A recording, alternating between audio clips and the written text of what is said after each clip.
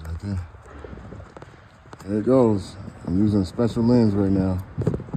Thanks to my partner. What's your name? Jackson. Thanks to Jackson. That's my last name. Yeah, I got a good clip. Who do I have today? Lorenzo Head. Lorenzo Head? Hey man, how old are you? Nigga, I'm your cousin. Nigga, I'm 39, man, from Chicago. So okay, and what's your current status? Are you in house? My current status is I'm homeless. I'm at the St. John's Men's Shelter downtown. Okay, and where you from? The north side of Chicago. Shit, south side, born in the west side. Cook County. I was in the projects out there. I'm only getting close so I can hear. And shit, all around the north, pretty much. You know, out south, but yeah, that's where I'm originally from. Shout out Chicago. Hey man, let me ask you a question, man. What brought you here to Wisconsin? So I came up here to visit probably 02, 03. You know, auntie was out here. Came out here, checked everything out, then went back to the city, and eventually I graduated high school, and I went to college, played college ball, and what brought me up here was the Green Bay Blizzards. Whoa, wait, so wait, you was a Blizzard player? Yeah, I played. Shout out them Blizzards. On the Green Bay Blizzards, yeah. What position did you play? Corner, kick return, and wide receiver. And this guy, that jacket ain't doing him no justice. This is a nice size dude right here. This dude, he got the muscles. Okay. I'm out of shape right now, but I started trying to stay in shape. I run, I do some boxing shit, you know. Okay. Right now. So you played for the Blizzards. Did you have any kids or a wife up here or anything like that? Yeah. I was married for a short period of time. I had a kid with her. Unfortunately, due to some stuff happening, you know, within that relationship, that's no longer, you know. But I still, well, actually, my kid had to move from the state due to a situation out here. Okay. So you played football for the Blizzards. You got married. You had a kid. What else what else did you do in Green Bay? Did you like to make an impact? So when I played for the Blizzards, I started to develop me a business for individuals with mental disabilities. So I started to do that. You know, I started off initially. I got a contract with Brown County, which is right down there. And the clients used to live with me. So I started off with 2 clients. They lived with me. I took care of them 24 hours around the clock. No employees. And, you know, that was just something that I loved to do because of the simple fact of my mother was in the nursing home, and she passed away in the nursing home. And I just saw the care. Thank you. I saw the care and how she was getting taken care of there. I used to come and check on her all the time and everything. And I was still in high school at this time. And that just made me want to, you know, take care of people. And I've always been like a kind-hearted person, you know what I mean? So I got my contract with Brown County, and then from there, you know, I was still playing with the Blizzards because, shit, we was only getting $250 paycheck if we won, like maybe $150, $175 if we lost. Wow. And then, you know, the roster was like 22 people, and then you got probably like 40-something people on the team, and only 22 that's active. They can only get paid. The rest, we on the squad, but you know what I'm saying, if we not active for that week, we not getting paid. You know, they house us, put us up in the crib, an apartment and everything, stuff like that. But you know, shit, that ain't like the league, you know what I mean? I came from college. I went to Southwest Baptist University, played Division II football, corner. I was in the top 3 cornerbacks in my conference, which was the WAC conference of Division II over in the Midwest. Okay. You know, I did my thing. I had opportunities, you know, to play in the league going after, but I chose to take care of people with mental disabilities, and you know, that was just my passion. I was always out in the community. We'd go to the Y, we'd go to Perkins to eat, we'd go to the movies, we'd go to the mall. Like, you know, I took my clients everywhere. I've seen you out here a few times. Yeah. So I started off with 2 clients. Eventually, I got up to about 4 or 5 homes. Whoa, wait. So time out. You said you started with 2 clients, and where'd you go? I started with 2 clients, and I ended up with 4 or 5 facilities, homes. Whoa. Where in each home was 4 clients, and I had to have around-the-clock employees. So I started to hire people, and you know, my business started to excel, and I really, you know, started to become a pillar in the community, and you know, and just helping people with jobs and helping those individuals of need. And that was just my passion, you know what I mean? Unfortunately, Due to an allegation, I ended up losing my business, and you know, I felt like it was an improper investigation, you know, that took place and everything. APS came the first day they came, you know, when they got the allegation, and they just removed everybody. You know what I'm saying? It wasn't a pop-up visit. It was like, you know, they just came that day, took everybody, and, you know, and during that time, you know, I'm losing everything, and I'm still trying to assist them. I'm trying to ask them, like, you know, could I drop some clients off at a certain location for y'all? Like, you know, what could I do? You know what I mean? But at that time, they weren't giving me any information about any allegation or anything. And I felt like with me being the owner, you know, they were obligated to give me that information. They never gave me that information. You know, and then for a couple of years, I go Emmanuel right there. And so for a couple of years, they, you know, they was just kind of like doing a secret investigation. So it was sealed. So during that time, it happened in 2018, June 6th of 2018. And then they came with charges in sometime in 21. But during that time of 18 to 21, I applied for the police academy.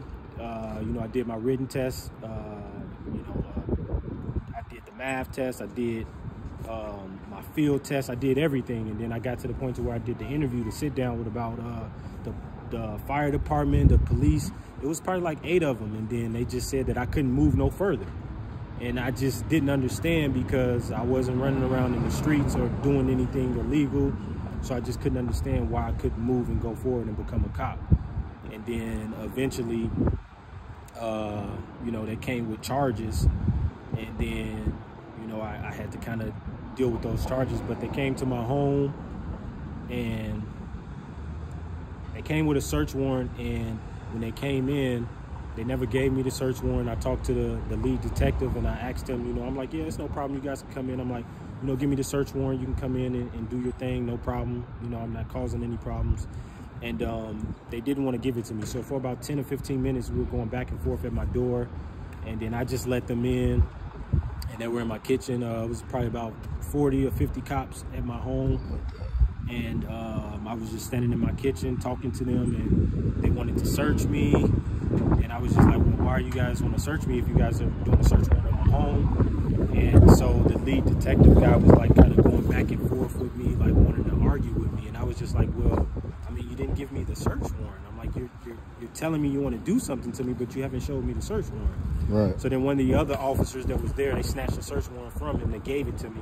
So I started to read through it, and as I read through it, it said on your person too. So, you know, that's them searching me as well. So I allowed them to do the search.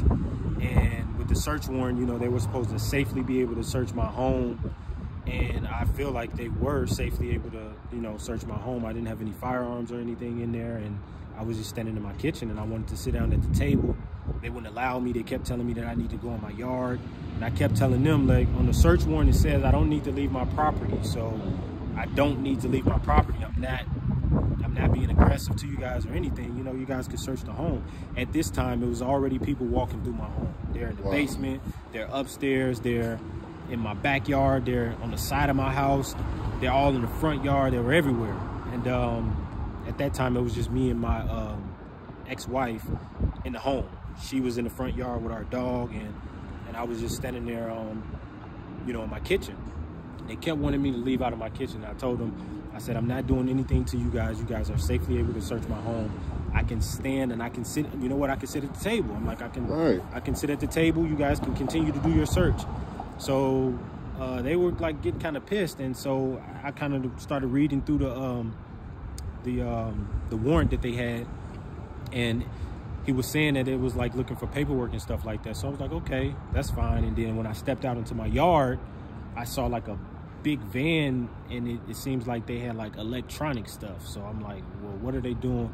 So I tried to step back into my home, and then a cop came from behind me. At this time, I don't know that this is a police officer, but he came up behind me and he like forcefully grabbed me. So, you know, I don't know what's going on, and I'm standing in my doorway where my back is facing the outside of my door, and they're all in my kitchen. They're all there, just everywhere. Yeah. He kind of grabbed me, and so I kind of snatched away, and I told him, I said, hey, don't touch me. I haven't done anything aggressively to you guys. I'm not stopping you guys from doing this search properly or anything. And they attacked me in my kitchen. They tackled me, they took me down, they roughed me up and everything. And the whole time I just kept saying, like, why are you guys arresting me? I've done nothing wrong. You guys should not have arrested me or anything. But they proceeded to continue to arrest me. They put me in a patrol car, and as I'm in a patrol car, I'm still like wondering, like, how could you guys arrest me if you came for a search warrant and I'm not stopping you from searching? Exactly. And so with that being said, actually, I'd actually put together a wrongful arrest lawsuit. Okay. And I haven't even put that in yet, but I actually have that, and that's for the Brown County Sheriff's Department. But I actually put in a civil suit for defamation on the Brown County Sheriff's Department and Brown County in general, because what they did was they posted things online on their website stating that I intentionally abused a patient, and that's untrue. Charges have been dismissed. Defamation of character, ain't that? Yes, defamation of character. Charges have been dismissed and thrown out as far as anything that has to do with any abuse, any neglect, or anything. And it's been posted on the internet, and the third party have saw it. The third party is the world. Once you post something on the internet, you can't take that back. Everybody sees it, and it's out there. So that's why, you know, people gotta really watch what you post online, you know. And they posted this online, and they still had it on their website for a long time, and I think it's pretty much still on their website right now. So if anybody see this video and knows me, the first thing that they're probably thinking, like, oh yeah, man, he got locked up for abusing patients, when that's untrue. That is untrue. I ultimately signed a plea deal for Medicaid fraud and tax fraud. And even still with the Medicaid fraud and tax fraud, what I did wrong, and what I've always said that I did wrong, I've spoken to the police officer, anybody that has a conversation with me, what I did wrong is I paid my employees cash, and I forgot to give them 1099 forms at the end of the year. And so that pretty much just tracks where all the money goes. Right. You know what I mean? For paying my employees. It's nobody that's going to work in the world for free. You know what I mean? Right. All my employees, they got paid. They came, they interviewed my employees. They actually harassed my employees to try to get interviews from them. And they spoke to me, and I willingly went to their police station and had a conversation with them. Like, with no problem. I have nothing to hide. I've done nothing illegally. But those rumors are false. It's false. I have not been. And I'm gonna make sure I do my research and put it and link that to this video. The defamation part, where the, you know, they got stuff on there defaming you, and then the actual. You mind if I put the actual charge in? You can put everything. Okay. Anything that you want to put up. I have nothing to hide, man. It's public records, and my civil suit right now is public records too. It can be looked up, and I put my civil suit in August 9th of 23, and currently, once you put in a civil suit, they have 120 days to schedule you a court date. What they did to me is they scheduled me a court date after those 120 days. That's what they did to me so far. Wow, double whammy. And then also with my lawsuit, we actually have a court date that's scheduled. We had a phone conference. I had a phone conference with the other lawyer, and during that phone conference, that's where we were to schedule a court date when we're going to have our trial. And I thought that as the plaintiff, is supposed to kind of come up with an agreement with the defendant's lawyers to come up with a date for the trial. Exactly. It wasn't that. It wasn't a negotiation. I got on the phone, and I was speaking with the judge. Secretary was in the middle for the lawyer that was on the phone for them, and she pretty much spoke to that lawyer, told that lawyer, I have 2 dates for you. I have a date towards the ending of 24, and then I have a date kind of going to the beginning of 25. And she just picked the date for 25. I would have preferred the date to be in 24. She just picked in 25, and so I asked, without your consent? Yeah, without my consent. And I asked the secretary, I was like, well, aren't we supposed to be like negotiating and coming up with an agreement on a date for a trial and everything? But that was just set. It was nothing I could do, and it's been set. So my pre-trial is January 3rd, and then trial is set for the 14th, the 15th, and the 16th. And as of right now, I have filed a motion for an alternative resolution to settlement. I filed that, and I've also put in a letter to the counsel, to the opposing counsel, to their lawyers. I put in that letter. And what else did I do? So I got that letter in. I put in for my 12 jurors. I paid for my 12 jurors, so I have my jurors. I have everything set up. And I went to a lot of lawyers, and everybody kind of looked at me and did nothing. Nobody wanted to help me. Brown County, they scared. Yeah, they scared to get involved. They don't want to deal with that. But at the end of the day, you know, when you're doing things and you're representing, you know, certain things under the color of the law, you know, they have to be held accountable to be doing the right thing. Yep. You know what I'm saying? And you know, they just didn't do the right thing with me. You know, to post something online and say that I intentionally abuse patients, and that's untrue, and those charges are dismissed and thrown out. That's hindered me. It's hindered me from getting jobs. It's hindered me from getting apartments. Police academy. And it stopped me from getting into, well, not even academy. I went through all my schooling and everything. You know, I took a bunch of psychology classes and stuff like that while playing football, and that's why I kind of went into the field that I was doing. But you know, they stopped me from being able to live my life and, you know, really take care of my kids how I really want to. You know what I mean? And you know, a lot of people lost their jobs when they did that improper investigation with my business. You know what I mean?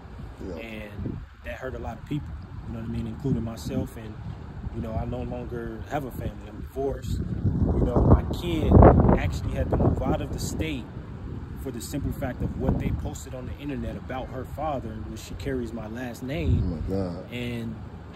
And yeah, man. I'm sorry about that, cousin, man. Thank you. I appreciate it. So, hey, real quick before my battery's gonna die. Okay. I want to. Do you have a Cash App or a social media? Because I know people like to reach out and support your plans. Actually, man, I really don't. I don't have Cash App, man. I don't have any social media, man. I got a YouTube page, which is just my name, Lorenzo Head, and that's all I got, man. I don't have a bank account, you know. And I'm gonna be frank, man. You know, I went from, you know, making a lot of money, helping a lot of people out, to absolutely nothing. I haven't asked anybody for help. I haven't, you know, reached out to any of my friends or anybody. I went right over to the St. John's shelter, which is where I've been staying. And that's how you met Emmanuel. Yeah, that's how I met Emmanuel. My boy, pretty cool guy, man. And yeah, so I pretty much been trying to get myself right and get myself together, but certain jobs have not allowed me to work because of defamation of character. Pretty much what they did. You know what I mean? And I'm a guy of integrity, man. I coached at West High School.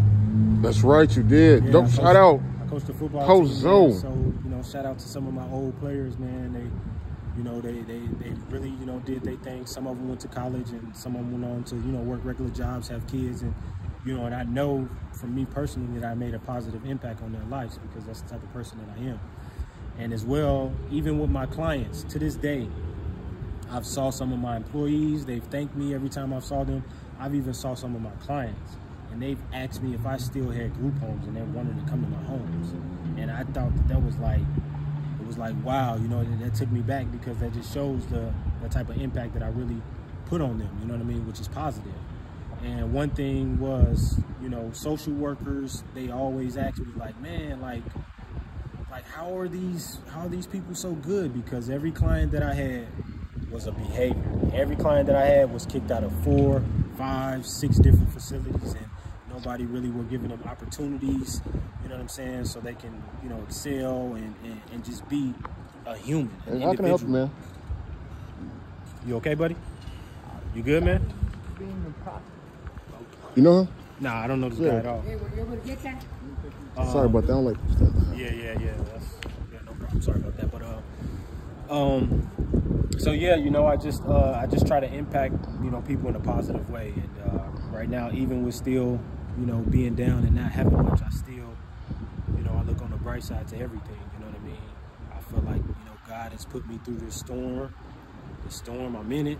You know what I mean? When it passes, it's gonna be sunshine. Just man, like you ain't lying. You know what happened with storms, bro? What? We developed new land at the end of them. Ah, that's what I like, man. Develop new land. Because our misery now becomes our ministry. We got to go through sometimes, and this is not cliche. We literally look at some things as punishments when it's no. The more we go through, the more impactful we can be to more people. Man, I feel you on that, man. And you know, I've been through a lot, so I have a better understanding, man, of people. I mean, and I had it before, but now I just feel like, you know, it's just at a higher level, man. And I know, you know, with this lawsuit, you know, everything go the way it needs to go, you know, God willing. I've done it myself, you know, with no lawyer, that you know, I'm gonna do right. I'm gonna make sure that I definitely impact some people in a positive way, because that's just who I am. You know what I'm saying? That's dope, man. And, hey man, we love you. Can I get an update? Shit. Next time I see you, or let's link back up. Now we got each other's number. Nothing. Yeah, you know, it's been a minute, man. It's been some years, actually, man. It's yeah. been a minute, cuz. But yeah, I would like to do an update. Shit, whenever, man. Hopefully, within the next couple of months, man. You know, the Brown County Sheriff's Department, their attorneys and everything. Hopefully, they reach out to me and do the right thing, man, because I also went to the news that's located on Lombardi, and they posted a lot of things that was, you know, defamatory to me. And I sat down with the head lady and I told her exactly what it is that they put on there. They never came to me to speak about anything and to verify anything. So I told them they needed to take that stuff down. So she went and talked to the lawyers. She called me back and she took the stuff down. Wow. But I asked her, I wanted an interview on the news, but she didn't want to give me that. But she said, you know what, we're going to we take a few things down, but we're not admitting to that we did anything wrong, which, of course, we all know that if you're taking some shit down, you've done something wrong. My apologies for cursing, but no, you don't, man. You know what I mean? You've done something wrong if you're taking something down. So, and I told her too that I put together a lawsuit for them as well, and I still have that paperwork as well. So I'm actually sitting on a couple of more different lawsuits that I have, and you know, I'm just tired of people, you know, taking advantage of me. You know what I mean? For being a kind-hearted person, and I just feel like that the Sheriff's Department of Brown County, Green Bay needs to be held accountable for their actions. And you know, and we're gonna start with this video. I'm that example, you know, for them to be held accountable. You know, I feel like it's certain trainings that they need to have, and you know, they definitely need to, you know, recant their statements. They need to write me a letter apologizing to me for defaming me, you know what I mean, and messing up my character in that way, and hindering me, you know what I mean. I haven't been able to get apartments or jobs. McDonald's haven't hired me. Hell, man, I couldn't go wash up tables or be a janitor right now. Guess what? It's a person that actually watched these videos. If you look on their manual comments, they're hiring and they have apartments as low as $600, they said. Man, I wish I could get a place, man.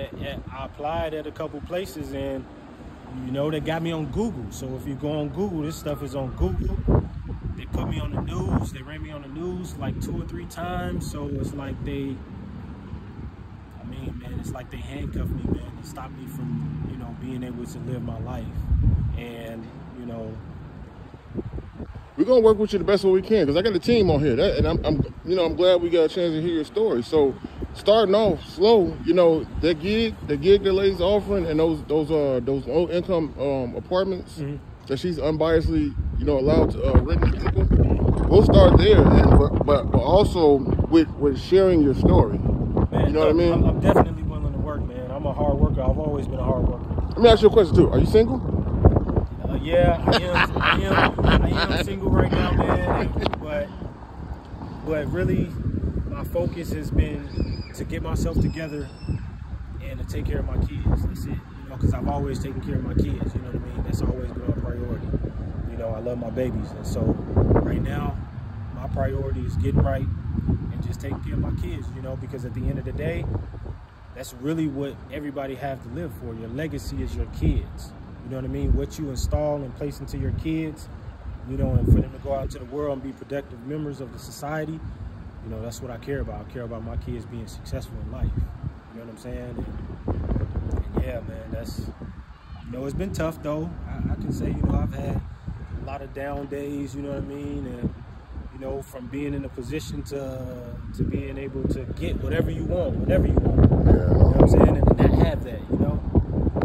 And, you know, I've never talked to anybody about anything about my situation. You know what I mean? It's the first time I'm really, you know, publicly talking about this and everything. And, you know, it's impacted my life. And it's impacted my immediate family as well. You know what I mean? So yeah, man, they they got to be held accountable. You know what I mean? It's no way that the law can do some of the things that they do, and you know we're tax-paying citizens. You know what I'm saying? So we're gonna make sure that happen, man. Hey man, again, man, I appreciate you spending some time with me today, man. Expressing yourself. We're gonna make sure that we post this and create awareness. Okay. I mean, I do got an email address. Oh yeah, let me get that. Let me get that. I got a cell phone. We're gonna set this man up for cash up too. Let me get that. My email address is Lorenzo. That's my name, Lerenzo. Period. Then my last name, which is Head, HEAD, @yahoo.com. And shit, right now, man, I'm just trying to get a crib, job, give me another whip, man, and yeah, man, I don't have nothing, man. They took everything from me. So whatever we can get donated can help too, right? I mean, donations is cool, you know what I mean, but I ain't the type of person that be looking for handouts, you know what I'm saying? Like at the end of the day, right? If it's a landlord out there that, you know what I'm saying, have a crib, like I'd go give me a crib, you know what I'm saying, with the landlord and give me a job and work and, you know, give a nigga a car, let a nigga make it to work, nigga a car. Man, listen, man, I used to walk a lot with my OG, so I ain't got no problem with walking, man. I ride a bike, man. Like, I'm not a person that, you know what I mean, I'm not too privileged or too high or like, you know what I mean? Yeah. Like an upscale person, like, you know, I'm a down-to-earth person, and at the end of the day, we all go through struggles. Yeah, that's right. I mean, life is life. That's right. So as long as we keep God first, which is what I've done, you know, I'll weather this storm. That's what's up. That's what's up, man. And it's gonna be better days. Bet. In a minute, man. All right, bro.